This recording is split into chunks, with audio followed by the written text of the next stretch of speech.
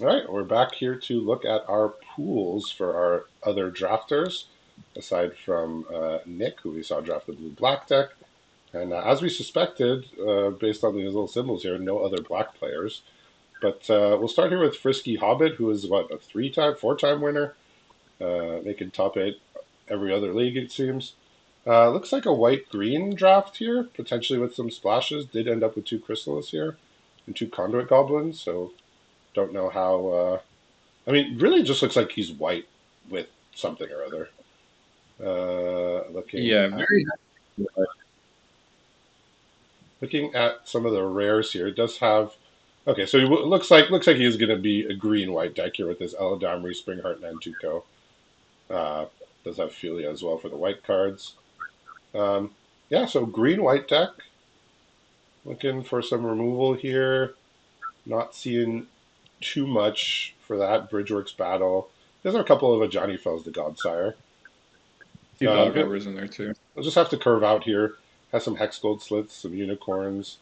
Not too much for green. Unsurprisingly, green was contested. From the looks of it, we have four other people, as well as himself, battling over green. So, understandably, didn't end up with too many greens. Does have two of the gold cards here.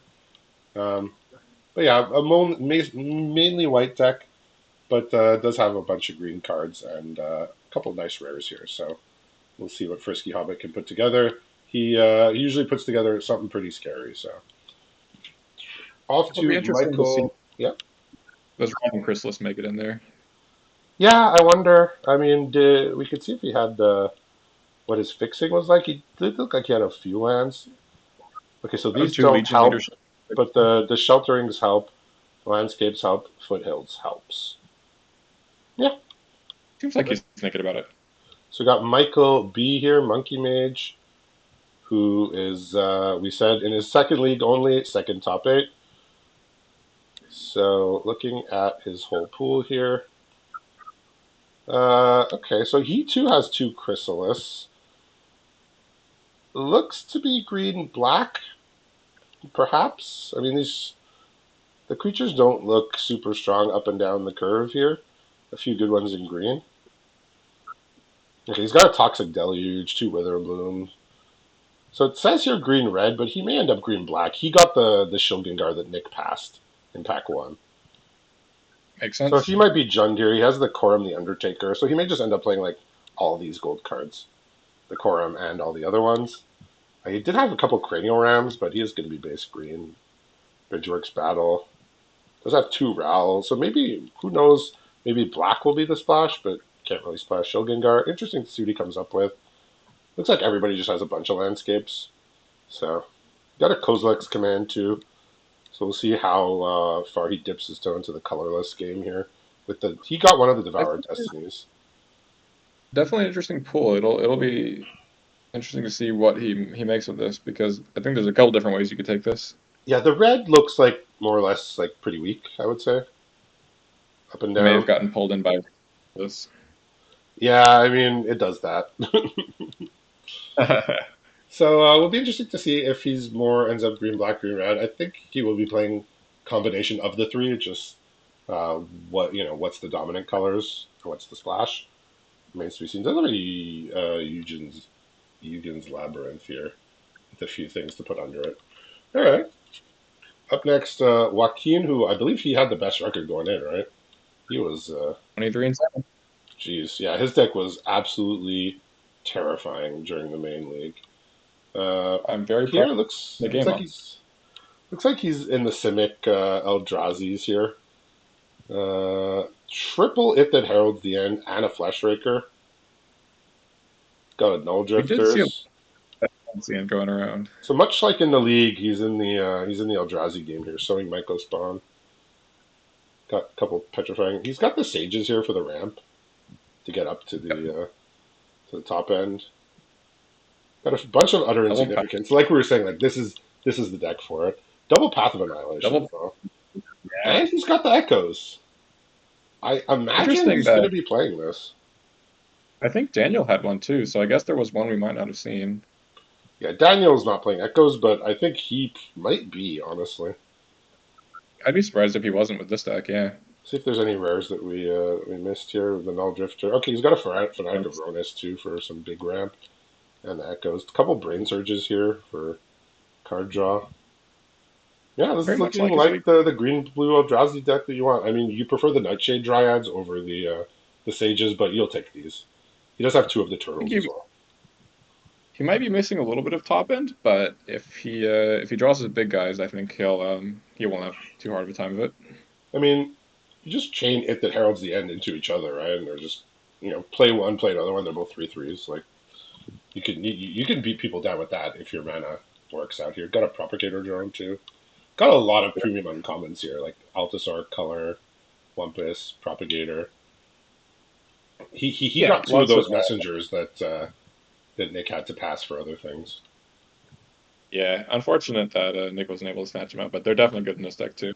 So we'll see how much he was fighting with his neighbor here, Jordan M. What 14-time top eighter, I believe.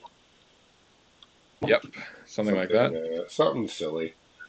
All right, so Looks he like too he's two is in the green blue game. He does have a Chrysalis and a Titan's Vanguard, which I would be shocked to find out that he was not splashing. He's got all the top end you can want, probably more than you can want. There was lots of hits that the herald other, the ends. It seems he's got a devours, the other Devourer. devour. He's got a 6, a couple Brute Scales. If somebody can make this card work, I imagine it's going to be Jordan M. So stay tuned for some. He has an Echoes of Eternity as well, and a Kozilek's Command, and Wow, two so there were Planar three Genesis. echoes. I mean, he's going to be playing this as well. I think. Oh I yeah, mean, I mean I think if it's you're in Eldritch, and he's got a Path of Annihilation. We did like, man, these guys were fighting over green. Nick saw no green, passed no green, just didn't. Green didn't exist in Nick's seat. well, good for He him had for one green drafter on one side of him and three on the other side. Green just did not that. exist, and that's fine. Yeah, I mean he ignored it, and good for him. Yeah, we'll see how many colors or colorless Jordan's going to play, but I imagine he's going to be trying to play this Kozilek's Command, Echoes of Eternity, Devour of Destiny, as well as the Titan's Vanguard and Chrysalis. We'll see if he can make it work. He does have quite a few landscapes, and he does have a Sage, he has a Nightshade, so he might be able to make it work. We'll see. We'll see. Maybe the red cards end up sitting on the side, but these cards are just so busted. It's hard to not want to play them if you're already in green blue, right? Yeah, so it'll be interesting to see how far he can stretch the mana here because he's got the payoffs. The payoffs are here. Whether he can make it work with all the colors and colorless symbols, yeah, that's No, that's we don't know. All right, let's see what Emmett deck is I'm up to here. scared of. Looks like This Emmett deck I'm scared of. is playing a Boros deck. Let's see what we got. Just the one Conduit Goblin. Bunch of Angel actually ended up with Stolas. okay. We might be living the Firestorm dream. Okay, we'll see. Okay, Lelia as well. That's pretty good. Witch Enchanter, Philia, a bunch of unicorns, sliths, glyph elementals. Like, these are two drops. I mean, this is what Boros wants. It can't be too picky about what the two drops are. Obviously, you prefer conduit goblins over these unicorns, but you play what you can get here. Let's see what he's got as far as spells. I think he's got a good amount of interaction. Well, Wrath of the Sky, spell triple Thraben, triple Dog Umbra, triple Mandibular Kite. Yep. So power's there. A couple Fang Flames, Siege Smashes, Galvanic, and the Sundering Eruption, which is a terrifying card to play against. So it looks like he found his Boros aggro seat. Not not too crazy on the energy cards. Like he's not going to be going nuts with energy. He doesn't have the scurry of gremlins or um, the rare energy payoffs that really put this deck over the edge. But he's just going to curve out. He's going to play creatures. He's going to interact cheaply. Um, the dog umbers and the It Thraben seems like a charms. nice, Just get stuff out of the way and hit the definitely opponent. nice. Yeah, no, these rares, aside from the Wrath of the Sky, ain't that special. Yeah, so Boros deck. Somebody was going to be the Boros deck. You got it. You need two drops. You can't be too picky about what they are. So he's got enough. Chris G. Oompa Loompa.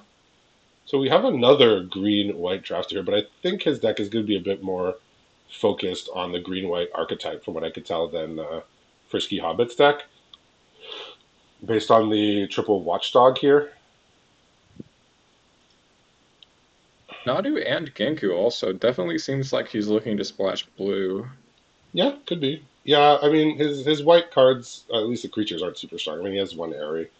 Color, Wumpus, Repurposers. Nightshell Dryads, green white is not the best home for them.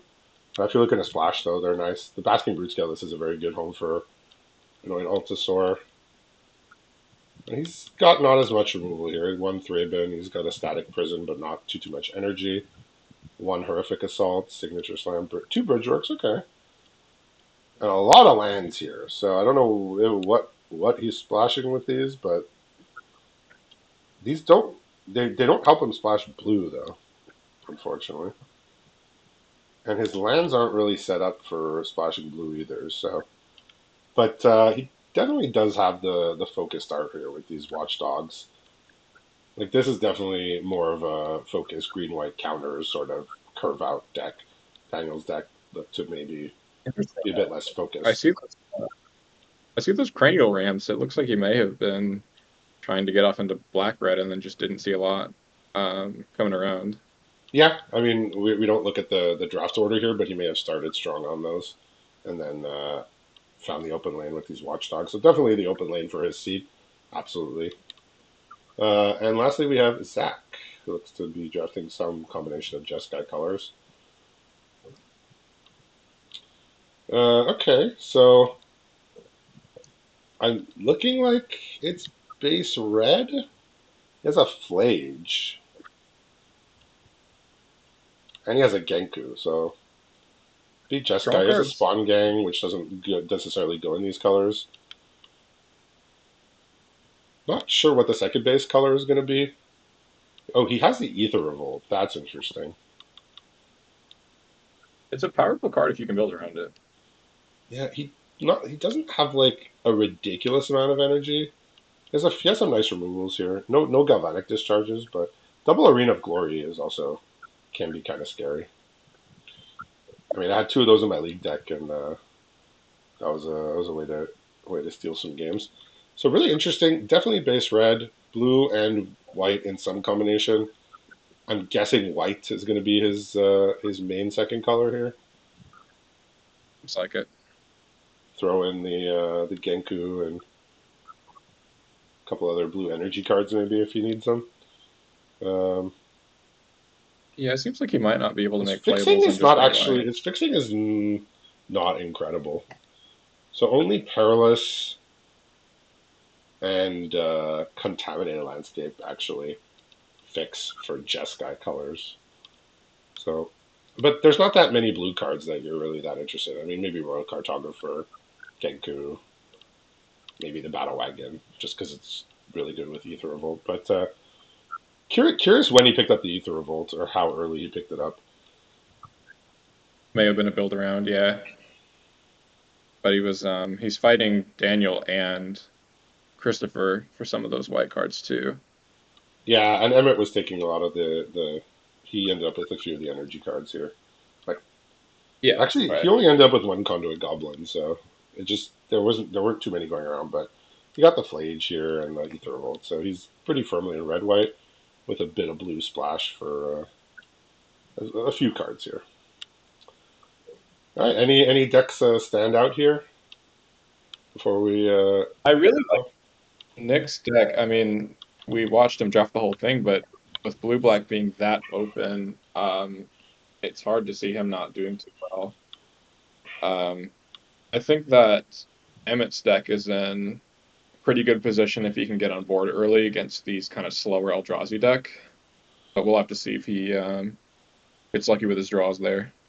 yeah, it's funny if Joaquin and Jordan weren't fighting, like one of them would have just probably had the best deck at the table if they weren't like Yeah, their taking decks. each other's cards because their decks are very similar. Yeah, and they both looked pretty decent, even for having been right next to each other and fighting over green blue. I mean, that's what we were saying during the draft, right? If you're like the green Eldrazi player, your deck's probably just going to be fine, even if you're fighting. Whereas, your blue black player, your white green player, less likely to end up with a very very good version if you are competing with your neighbors. All right, so Yeah. a lot of interesting decks here, a lot of powerful potential cards going around. We'll see if anybody gets the Echoes of Eternity working over there with the Eldrazi decks. And we'll be back to watch Nick play his first round match in a little bit.